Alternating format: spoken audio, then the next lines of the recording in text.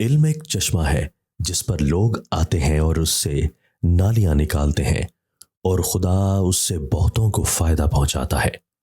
اگر کوئی حکمت خاموش ہو تو وہ جسم بے روح ہے، اگر کوئی علم لٹایا نہ جائے تو وہ مدفون خزانہ ہے۔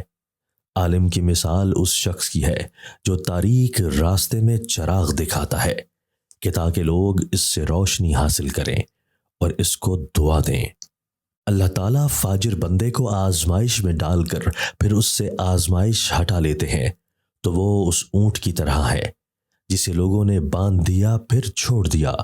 اونٹ نہیں جانتا کہ جب اسے باندھا تھا تو کیوں باندھا تھا، اور جب اسے چھوڑا تھا تو کیوں چھوڑا تھا۔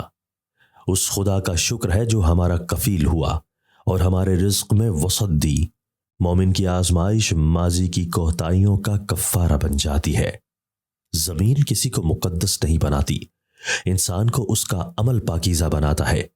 کسی انسان کو مار کر جہنم میں جانے سے ہمیشہ ڈریے۔ موت کا منظر دنیا اور آخرت میں انتہائی ہولناک منظر ہے۔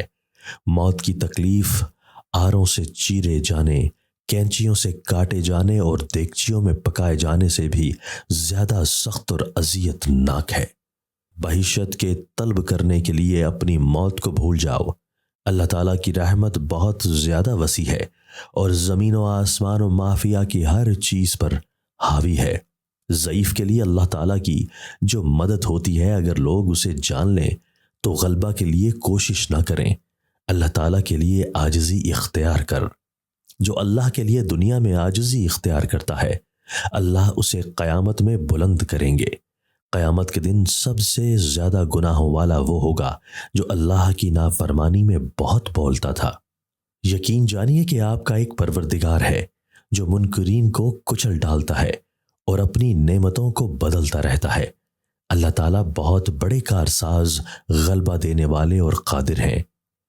سب سے دہشتناک چیز جس سے تم ڈرتے ہو قتل اور موت ہے۔ یہی دونوں چیزیں اللہ تعالیٰ کی راہ میں میری اور تمہاری خواہش اور آرزو ہیں۔ جس وقت تم دشمن کے پاس پہنچ جاؤ تو اختیار رکھو، نفس پر غرور ہو کر اپنی جان کو خواہ نرغہ میں نہ پھنساؤ۔ عورت نے حاملہ ہونا ہے تو ایک کھجور کھائے، عورت نے دبلا ہونا ہے تو ایک سونف کھائے، عورت نے موٹا ہونا ہے تو ایک میٹھا کھائے، عورت نے گورا ہونا ہے تو ایک پستہ کھائے۔ تیروں کے چلانے میں اس قاعدے کو ملحوظ رکھو کہ جس وقت وہ تمہاری کمانوں سے نکلیں تو ایک کمان سے نکلتے ہوئے معلوم ہو۔